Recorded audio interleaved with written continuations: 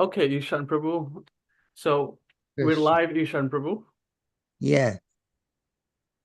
Hare Krishna. Namo Vishnupadaya Krishna Prastaya Bhutale Srimate Bhaktivedanta Swamin Iti Namane.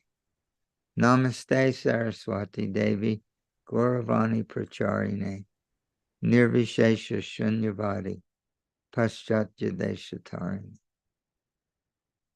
Namo Mahabhadanaya Krishna Prema Pradayate Krishnaya Krishna Chaitanya Namane Gurata She Namaha Namo Brahmanaya Devaya Gobramanya Hitayacha Jagadatai Krishnaya Govindaya Namo Namaha. Today I would like to talk about Srila Prabhupada's statement, which most of us we're very familiar, which is chant Hare Krishna and be happy. Chant Hare Krishna and be happy. I have spoken with different devotees, and their understanding is a little different than mine. They feel that Srila Prabhupada is actually saying that if you chant Hare Krishna, you'll become happy. May take a little time, but this is the process by which we will become happy. But my understanding is, taking Srila Prabhupada's words literally, he's giving an instruction. Chant Hare Krishna and be happy.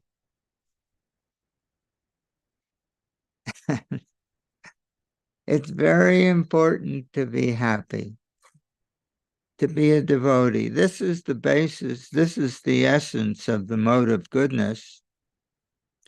Srila Prabhupada, Krishna describes happiness in the mode of goodness, happiness in the mode of passion, and happiness in the mode of ignorance in the Bhagavad Gita. Says that in the mode of ignorance,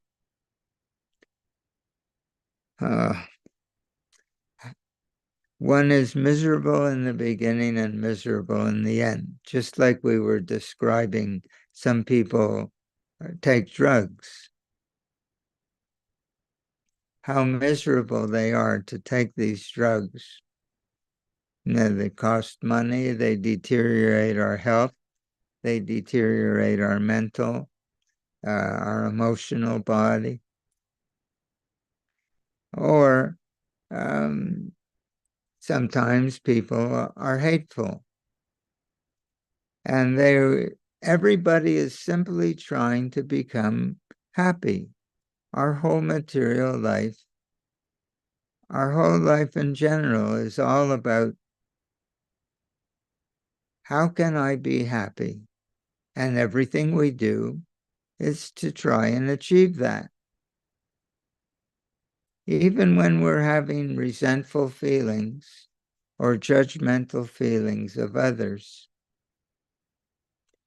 the false ego, the mind, it wants to raise itself up by putting other people down. This is an attempt to become happy in the mode of ignorance, fault finding. But it's miserable in the beginning and miserable in the end. Happiness in the mode of passion is trying to achieve something or obtain something. That if I can work very hard and obtain such and such, maybe lots of money, with which I'll have a nice car, a nice house, I'll be qualified to have a nice relationship, family, society, position in this world, uh, social position. So people work very, very hard with the idea that I'm not happy yet, but if I obtain these things, then I'll become happy. This is living in the future. So it doesn't make a person, but this is happiness, and happiness in the mode of passion. It means that we're trying to enjoy our senses and our false ego, my position, social position, etc. But it doesn't make us happy. For instance, Srila Prabhupada, I was listening to a lecture the other day where Srila Prabhupada said, someone offers us a sweetmeat, prasadam, and we say, oh, very nice, and we take. And then he says, then the person says, oh, have another. And you say, oh, okay. And you take another, and then says, now take another. And the person starts to say, well, no, that's enough.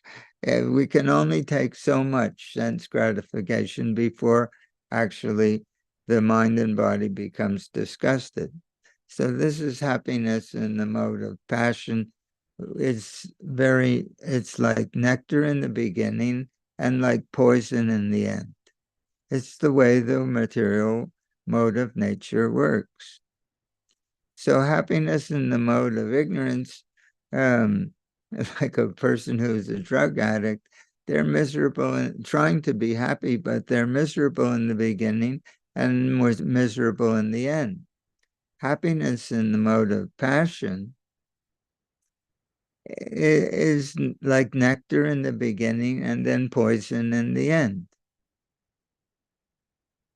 The more we try, the more we become degraded or frustrated.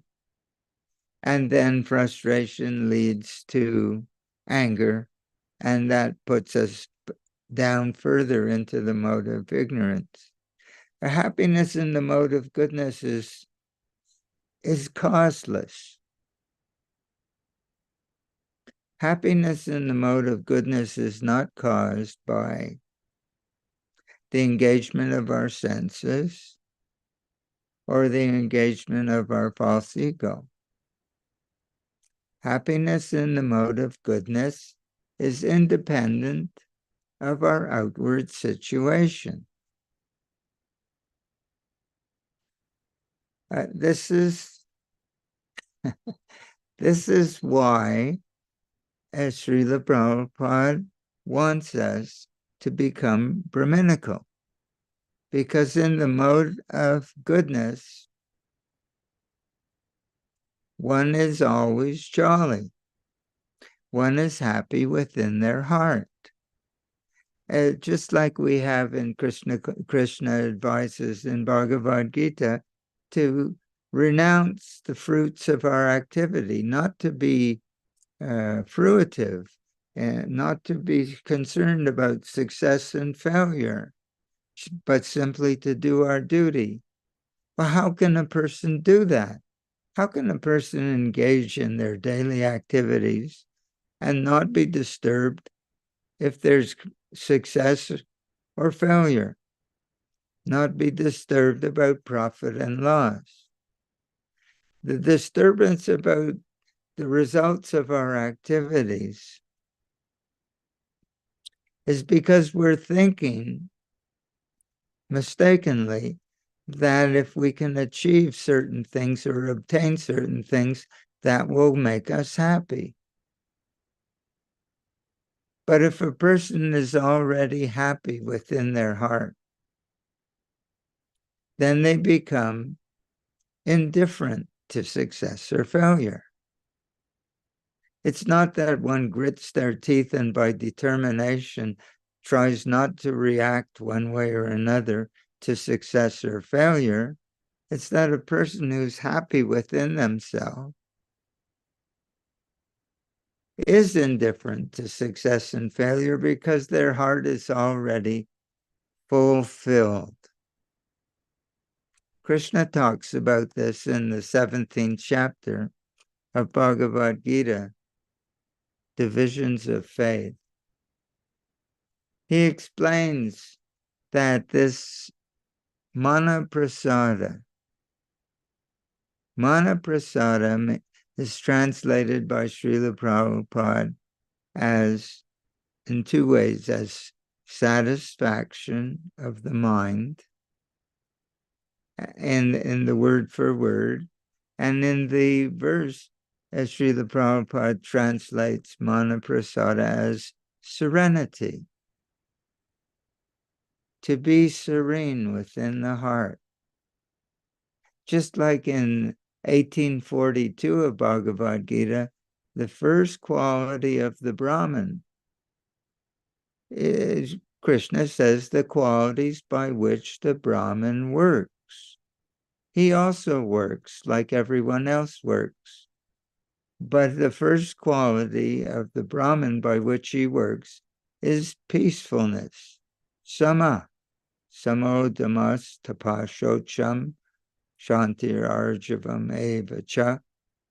This is 1842. The first and foremost quality of a Brahmin is peacefulness. He's peaceful within his heart. He has serenity. He has satisfaction of the mind. This is the great, great gift of the material nature in the mode of goodness, that a person begins to experience inner peace, which is not dependent on any external condition of not the condition of the senses. So Krishna says in the 17th chapter, he encourages this cultivation of serenity.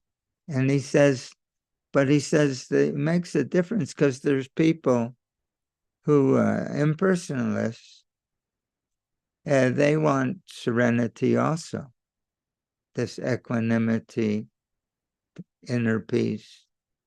But Krishna says, if you do this for me, it's in 17:17 of Bhagavad Gita. He says, if you practice this austerity of the mind, if you practice this austerity of the mind for my pleasure, he says, this is the austerity of the mind in the mode of goodness. So, why is it so important to come to the mode of goodness and practice this austerity of the, austerity of the mind? It's an austerity. There are different kinds of austerities, such as bathing in the water that's melting from a glacier, being up to the neck in frozen water. That's an austerity. Or sitting, the yogis, some of them sit surrounded when it's 90 degrees outside. They sit surrounded by fires. They sit in the middle. Some of them torture their body with hunger and thirst. But the austerity of the mind in the mode of goodness, it doesn't require us to do any of these things. Why do they do these things? Because they're trying to control their senses. They're trying to deaden the senses to become indifferent. But Krishna says that the austerity of the mind to be serene, to have inner peace, to have inner satisfaction of the mind, it automatically frees one from the desire for sense gratification. Why? Because one who has satisfaction within their heart is already fulfilled. they don't have to run after so many things to try to be happy. That people who contribute a whole life or devote a whole life to, even the people who are millionaires and billionaires, they can't stop working. They're working 16, 20 hours a day, these CEO of the corporation. Why? Because they're not satisfied. And they're thinking, if I just have a little bit more, I'll be satisfied. Therefore, Krishna says in the 3rd chapter of Bhagavad Gita, this is called kama, or lust, and it burns like a fire. Krishna says it burns like a fire and is never satisfying. The fire, the more we feed the fire, the bigger the flames get. Therefore, as much as we try to satisfy our senses and our mind, satisfy our senses, gross sense gratification, the mind is taken as the 6th sense. It's another sense. And to try to satisfy the mind by obtaining social position, by obtaining wealth, by obtaining things of that nature. So Krishna explains that the more one tries to be like that, the more the desire for these things grow until one becomes like a madman. Even a politician, for instance, may be the head of a country, but that's not enough. He has to make efforts now to capture another country. This is how, so Krishna says it's the all-devouring, this kama or lust is the all-devouring sinful enemy of this world.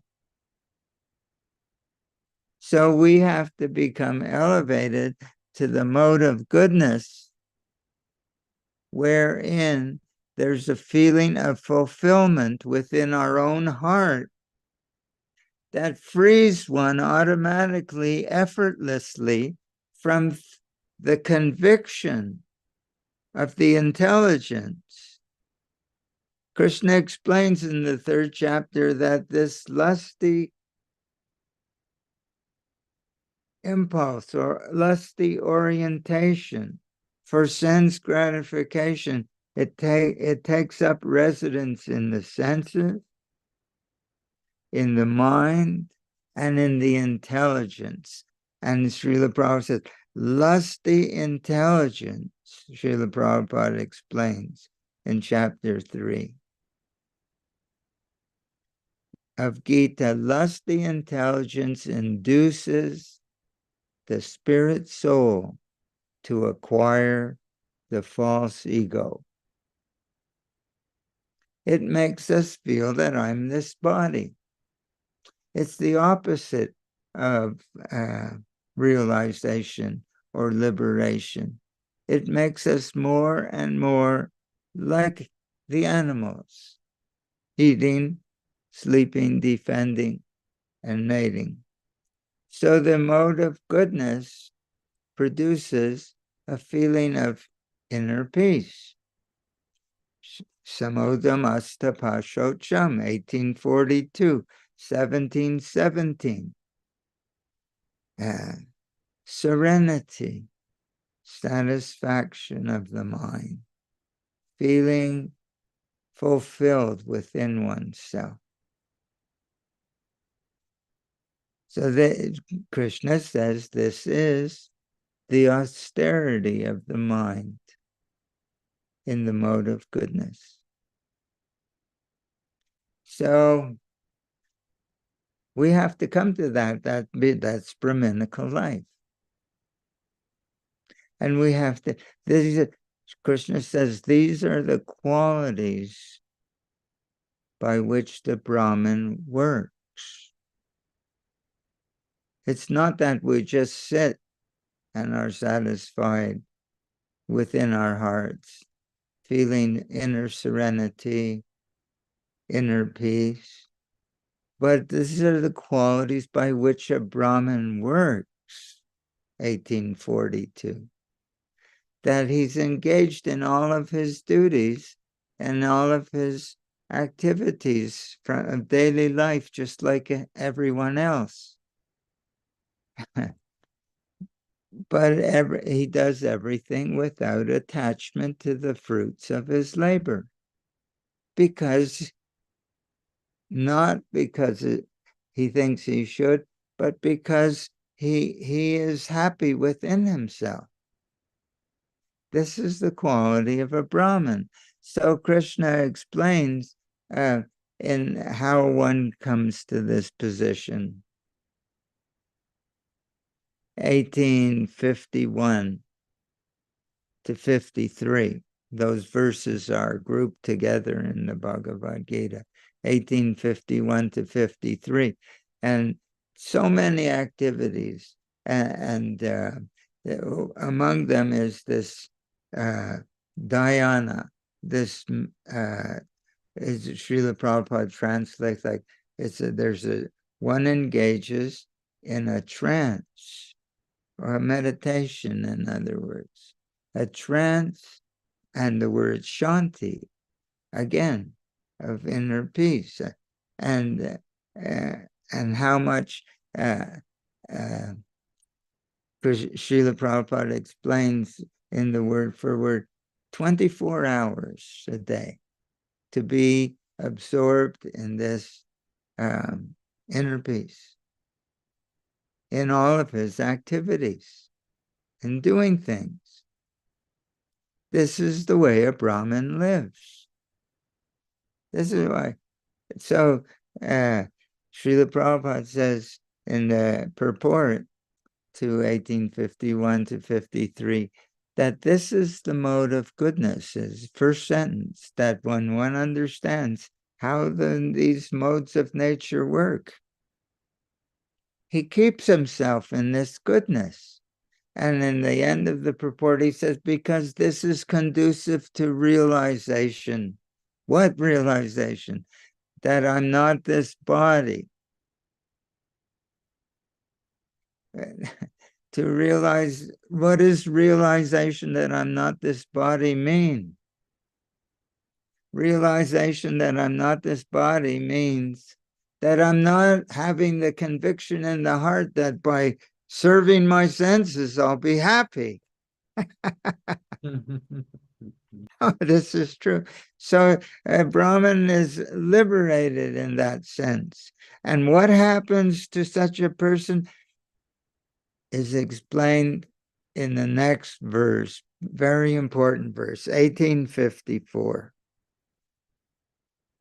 That cultivating this inner peace, it brings into focus Brahma Bhuta Prasanatma. One starts to understand that I'm not this body, but I'm spirit. Prasanatma, Srila Prabhupada translates, joyful. One becomes joyful within the heart. So, when he becomes joyful in the heart, Krishna explains what I've been trying to talk about. It's na sochati, na kankshati. He has no more hankering after anything material and no more lamentation over the loss of anything material. Why does he have this freedom? Because he's joyful already within his heart. He's not looking for fulfillment outside of himself. And then when one becomes joyful, there's a very, very almost fine line between being fulfilled within, peaceful within, joyful within, and the ability to love. You can't separate them. And Krishna explains that when one becomes joyful within the heart, he automatically sama sarveshu. So what is that? Sama sarveshu bhuteshu. Yeah. Na sochati na kankshati. All his hankering and lamentation can disappear when he's joyful in the heart. And what else happens? He sees the beauty in all other living beings. Sama sarveshu bhuteshu. He sees them in a nice way because his heart is illuminated. He sees the beauty in others. This is what Srila Prabhupada's Atma Vanmanyate Jagat means. We see the whole world in terms of the condition of our own heart. So when we become joyful and experience our own inner beauty, we see that same beauty in everyone else. And what else is the result of becoming joyful within the heart? Mad bhaktim labhate param. Now you can love me. One, Krishna, and then the next verse after that, at 55, bhaktya mama vijanati. Because without loving me, Krishna explains, I'll never reveal myself to you. Bhaktya mam abhijana. Only by opening your heart to me with love will I in turn reveal myself to you. And only by becoming joyful within the heart can one come to this position of being able to love. There's no difference between loving and being joyful. That's why we call it the nectar of devotion. Devotion means loving, and nectar means feeling beautiful within the heart, feeling that sweetness. It's not that by being devotional one day one will taste nectar. You can't separate the nectar of loving. As soon as one feels love, they feel joyful, and as soon as one feels joyful, they feel love. They're inseparable. So this is the Brahminical platform. That's what Srila Prabhupada says, that a Brahmin can become a Vaishnava. Why does Srila Prabhupada say, he says, we already have this capacity, this potential. Srila Prabhupada says that someone loves their family, someone loves their friends, someone loves their society or their race, someone loves their cat or their dog. So this feeling, but it's directed towards illusory objects, because none of these things are real. They're fabrications out of the material nature. And they look like real people, and they look like real things, but they all come out of the earth and then they go back into the earth, dissolve. And so we're having we're having feelings of affection towards things that can't endure. That things that they're not real. They look like the body looks like a real person, but it's not a real person. The soul is real. As soon as the soul is absent from the body, who's going to love it? It becomes immediately, it starts to decompose. But while the soul is in the body, people are pursuing that body. They want to embrace it. That bag of urine and stool and vomit and so many blood and pus mucus and airs. So there's an illusory object of affection. So Srila Prabhupada says you already have this propensity to love. We all have it. So he says, transfer the account. Just like if you have 2 bank accounts and you have in one account $100, you can transfer from one account to the other, your assets.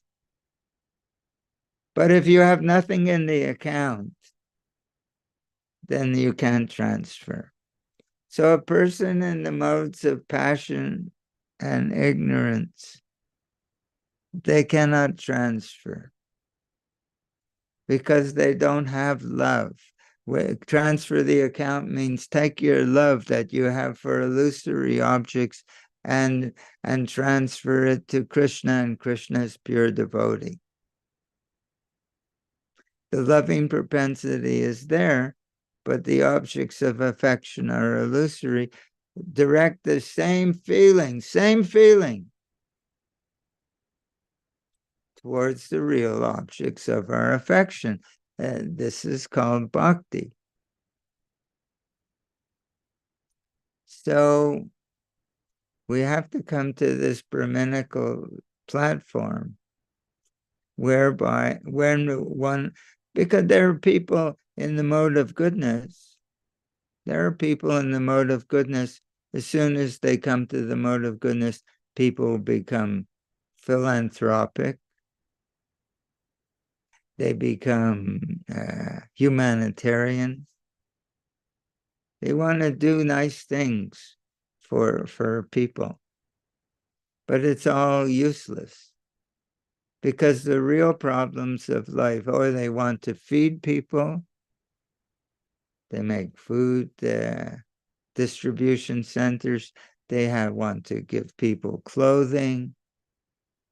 They want to give people education, institutions, free education for everyone.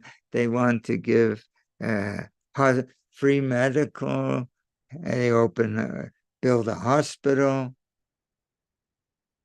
But they're not doing anything for the soul. As Srila Prabhupada says, if a man is drowning, you dive into the water and you don't come back with the man, but you come back with his shirt and coat and pants.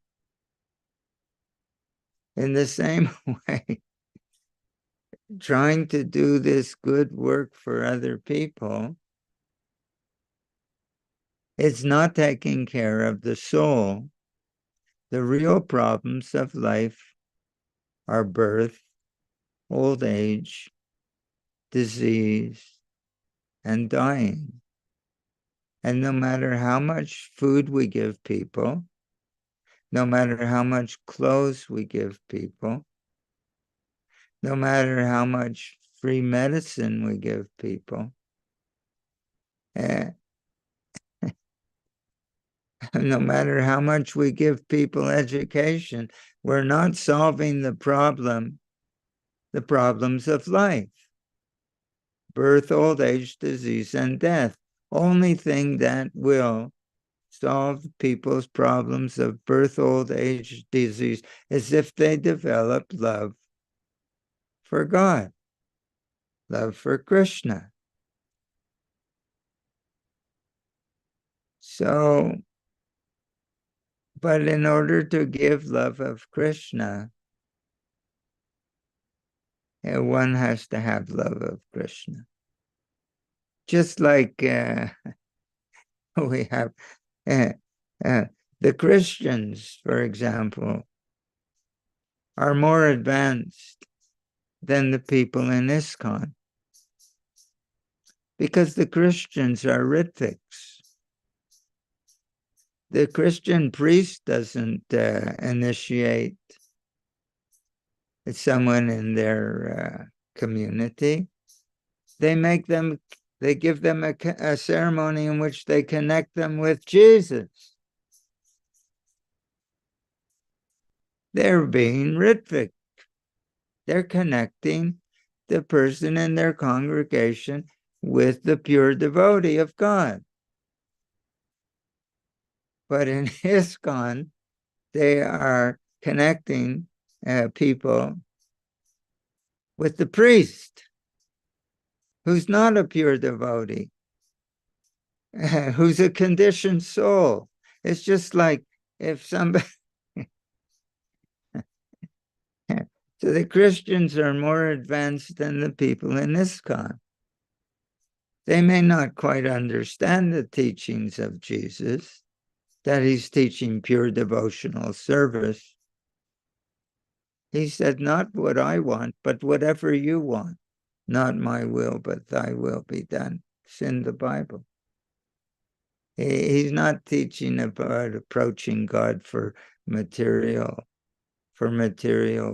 benefits, kaitava dharma, cheating religions. But 99.9% of all religions on the planet, whether it's Christian or Jew or Muslim or Hindu, they're all approaching God for how to enhance our material position on this planet. But Jesus was teaching pure devotional service. He said, don't look for your rewards here, because they're not here. So, where was it? So then I had a train of thought. But connection with the pure devotee. Yeah, connection with the pure devotee. So how does one become a devotee? One becomes a devotee by association with the pure devotee. We pray every morning that from him, Krishna Prema emanates from the pure devotee. This love of God emanates like heat and light emanate from the sun. And he said, the lotus feet of our spiritual master, the only way by which we can get this pure devotional service. So in ISKCON, they have this idea. It's just like, say, there's a powerhouse, electrical powerhouse. They're making electricity in one state or another, one part of the country or another. And in different cities or different states, there are representatives of that powerhouse, that company that's producing the electricity. And they're making a contract with all the different householders. They're making a contract that I will make a contract with you, and the electricity will now come to your house. But if the man has no connection, the man who's selling electricity, if he has no connection with the powerhouse, how can you receive the power? Therefore, we need to have a teacher who has a connection with God, a connection with Krishna, and then we can receive the power. So for somebody to take the position that I'm going to sell you something that I don't have, that if someone doesn't have this intimate connection with God, how they can connect you with God? But they don't have this understanding. Therefore, Srila Prabhupada says, having a spiritual master is not a fad. Becoming the student of someone who doesn't have this knowledge is a fad. Just like today, if people are covered with tattoos and torn pants at the knees, it has no none of it has any beneficial effect in their life, but it's a fad. So they're doing it, even though it doesn't add anything to their life at all. In the same way, having a spiritual master, so called spiritual master, who has no connection with God, it's like buying electricity from someone who's not connected to the powerhouse. It's a fad. That's why Srila Prabhupada says that having a spiritual master, because people are senselessly saying, oh, now I should have a spiritual master. Other people have spiritual masters. I should have one too. But they have no understanding of what is the meaning of it. The meaning of it is that if I have a teacher who has a living connection with God, he can share that with me. He can give me the quality by which I can also have a connection with God. But what is that quality? He can teach me how to have love for God.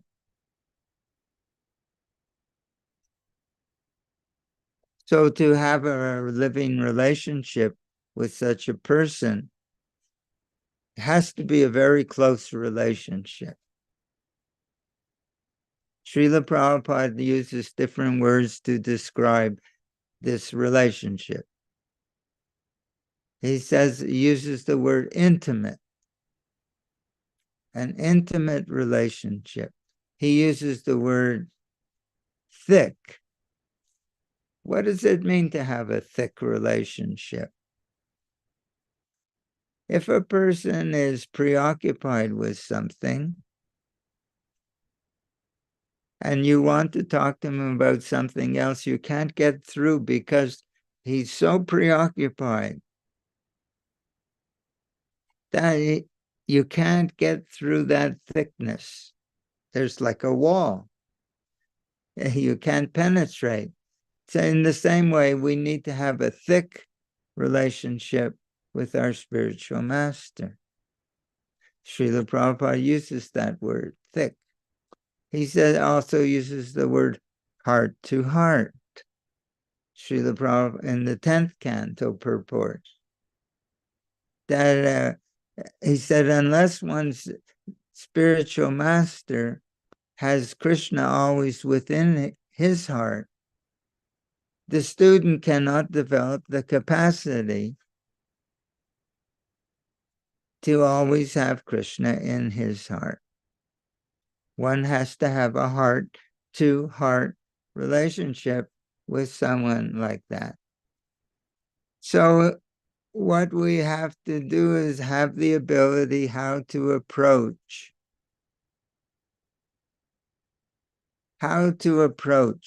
a bona fide spiritual master.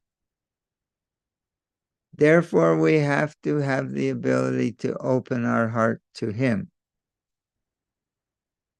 Therefore, one has to be in the mode of goodness.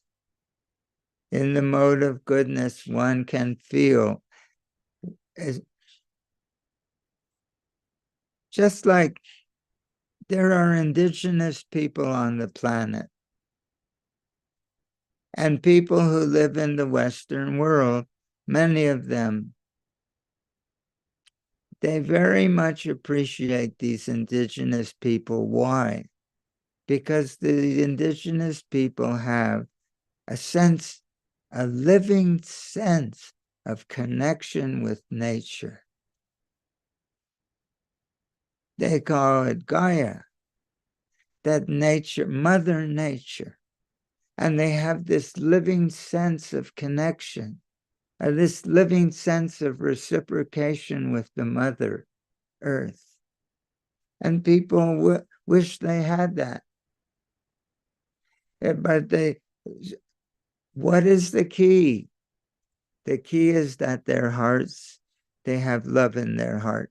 As soon as there is love, the sense of connection is instantaneous. When there's love, whatever we focus our mind on, we feel an intimate connection with it. So love is the medium of exchange. Love is the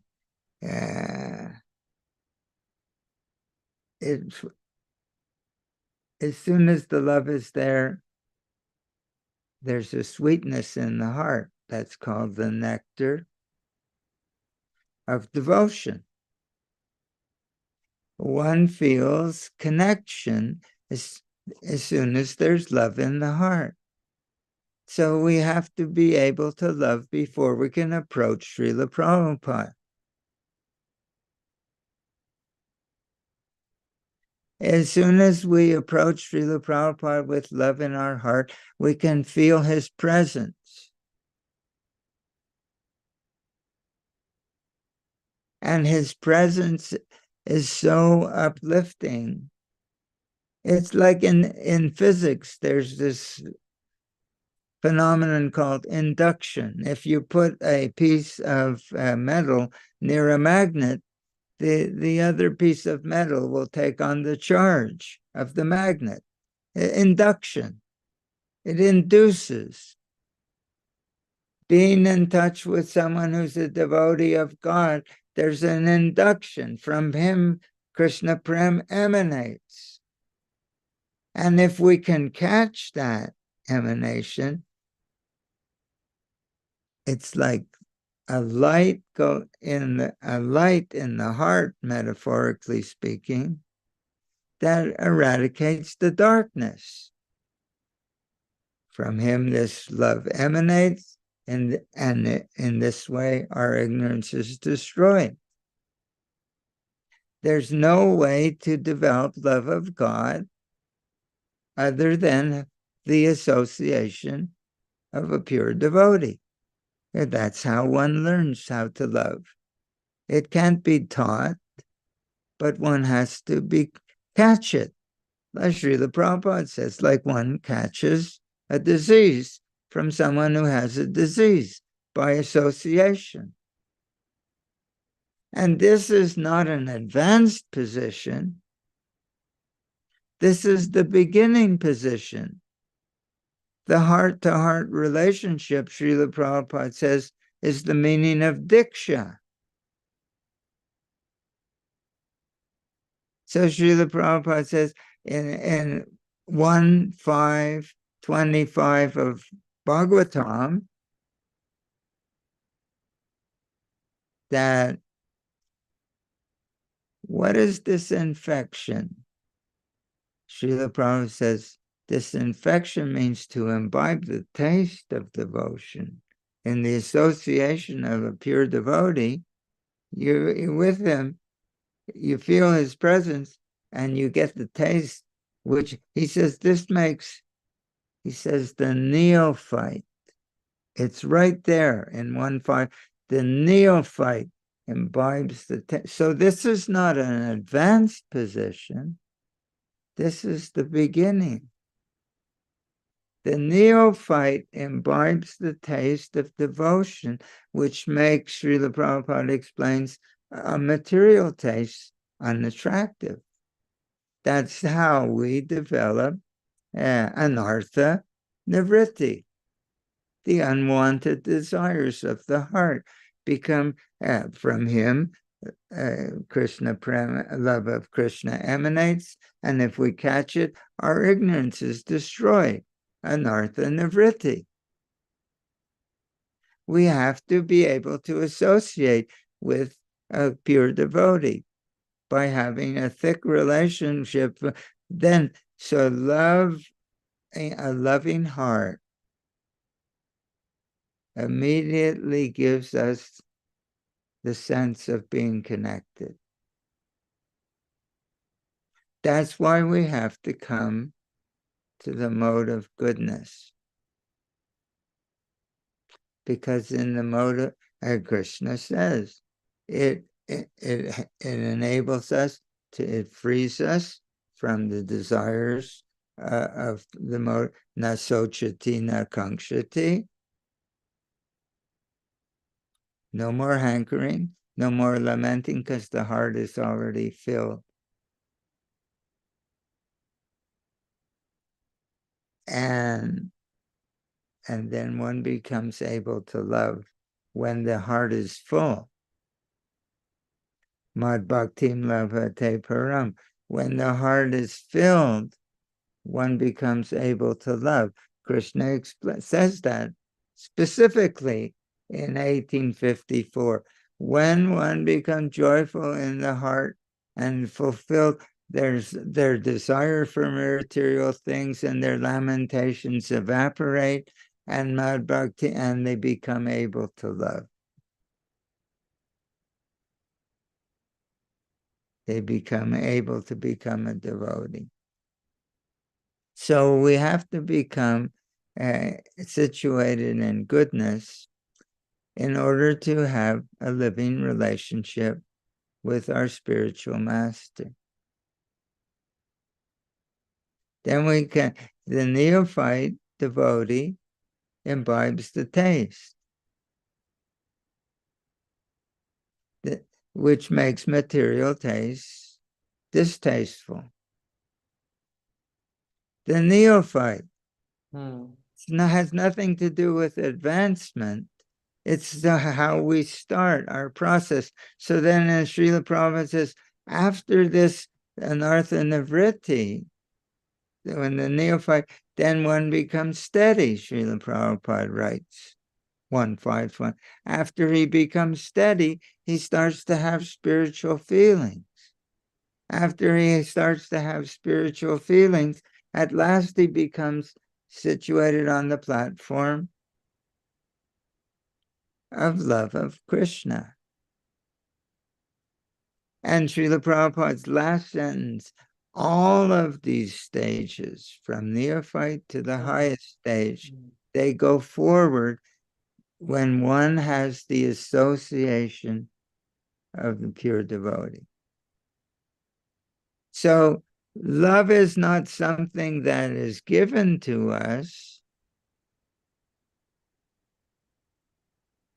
in return for doing things like a checklist, materially, like a reward.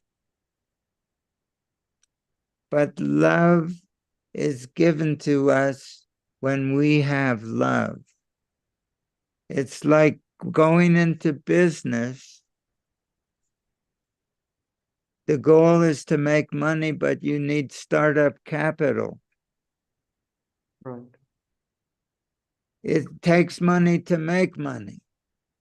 Or if you want to go to the gambling casino, the goal is to make money. But if you want to approach the table, you have to bring money to the table. You need money to make money. You need love to get love. So when we can approach our spiritual master, the pure devotee Srila Prabhupada, who has love of God, from him this love emanates. If we can approach him with loving feeling, we can feel his presence. Right. If we feel his presence, we can learn from him and become infected more with his feelings of love for Krishna. So love is, so bhakti yoga presumes it's making the connection through bhakti. Making the yoga means connection or link. Bhakti means love. The bhakti yoga presumes that we have the ability to love. Right. It's like, if you want to become a doctor, you have to do undergraduate studies in the university. They're called prerequisite. The prerequisite for becoming a devotee is to have the ability to love before you start. If we can't, it's because we're in the lower modes of nature, where there is no love, where there's only selfishness.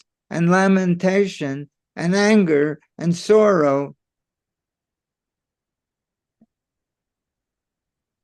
by raising ourselves. So the process of devotional life is to elevate ourselves to the mode of goodness where one feels automatically fulfilled within the heart. They're not reaching outside themselves for, yeah.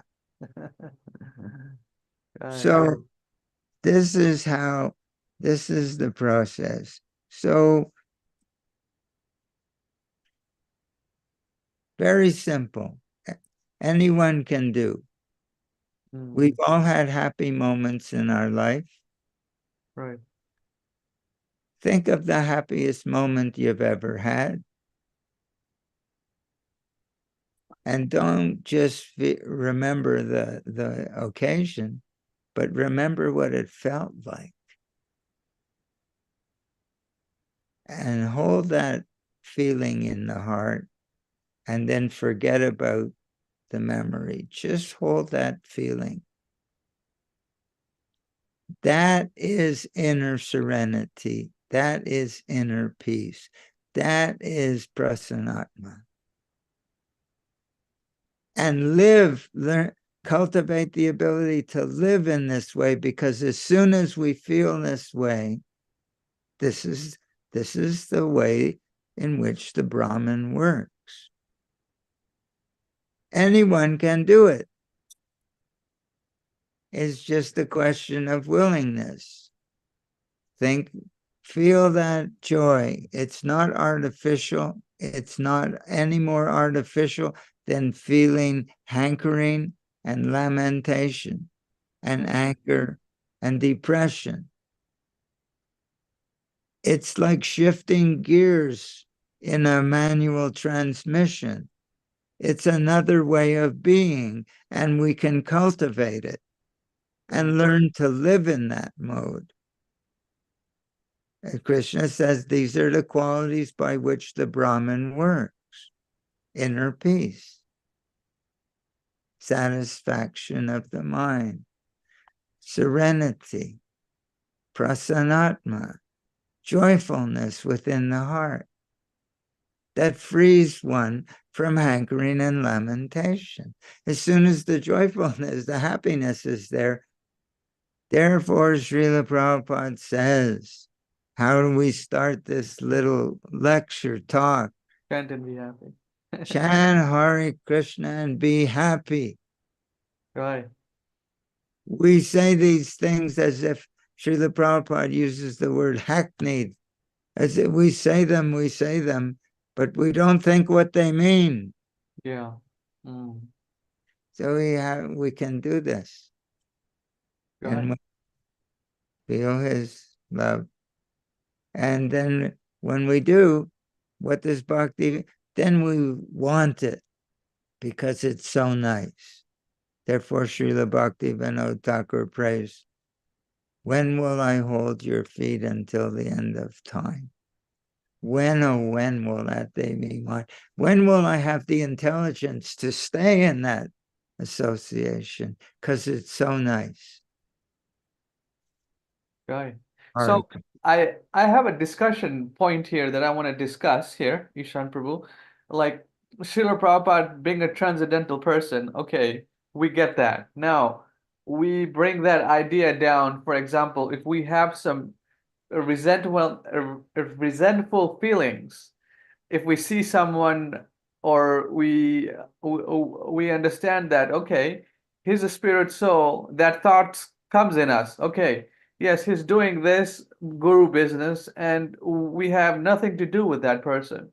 So that thought comes up, but then we let go of the thought like it means nothing. So if we have some resentful feelings toward that soul, I'm trying to understand this part. If we have some resentful feelings towards this soul, that means our consciousness is still on the lower modes because, he's doing some activity which we do not like, and we have some resentful feelings towards that person. Like if someone kicked me out of the temple, right? And, I would be, situated in, whenever I see that person, I'm like, oh, these feelings would come up, like, ah, he kicked me out of the temple for no reason or whatever. And then, there can be some agitation and things like that. The mind is very, very tricky. I'm going to try to explain. When we feel, there's two parts to having a bad feeling. One is the feeling itself, and the other is the story that we apply to the feeling. One is the part of the feeling, it's the emotion, just the raw feeling of resentment or anger or hatred or judgment. You say, that son of a gun. so, Right. so that's the feeling. But attached to the feeling is always a story of an event that takes place, some drama. Yes. Okay, so really what happens, the way it works, we think we think that we feel that way because of the story. But actually, it's the other way around.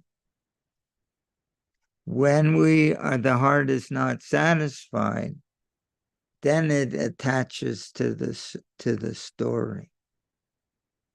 We think that the story makes us feel that way, but it's the other way around. That when the heart is dissatisfied, it finds something to grumble about. Yes, yes, yes. It finds something to find fault with. Right, The right. mind is such a nasty thing. That's why Srila Bhaktisiddhanta said, I forget which come first. In the morning, beat your mind with a broom. In the evening, with a shoe. I don't know the order, but the mind is not our friend. But the mind, Krishna says the mind can be our enemy, our best friend, or our worst enemy. So, but if we put the mind in goodness, it won't dwell on the story. A person in goodness, when something happens that against their plans, they chuckle. They know Krishna's in charge. Krishna gives them intelligence. They have the ability to think, to see, how do they see the world? Shastra Chakshush, through the eyes of scripture. Oh, Krishna's in charge. Oh, Krishna didn't, this is what Krishna wants. It must be the best thing. It must be. I don't mind. Besides, all I want is my feeling of relationship with Krishna. I'm not after the fruit of my labor. So, who cares if Krishna wants to turn the whole thing I'm doing upside down? That's okay. You do, or you can handle me roughly by your embrace, or make me brokenhearted by not being present before me. You're completely free to do anything and everything, but you're my worshipful Lord unconditionally, because loving you is all I want. So so a person who's not fruitive, like that. Okay, but if the mind is in the mode of passion and ignorance, it's always groping for fulfillment, because it's not feeling it. And when it's unhappy like that, it immediately finds fault with the world, with other people, with situations, with the outcome of my activities. What do they say? Oh, bummer.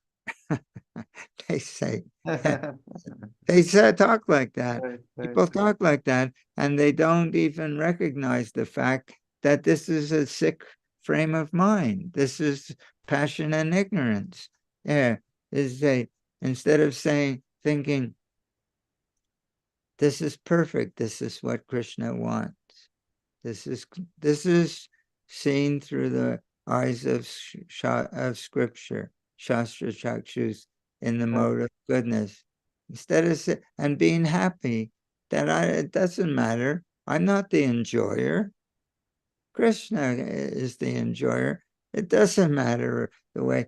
All I want is to be able to love Krishna because that fulfills my heart.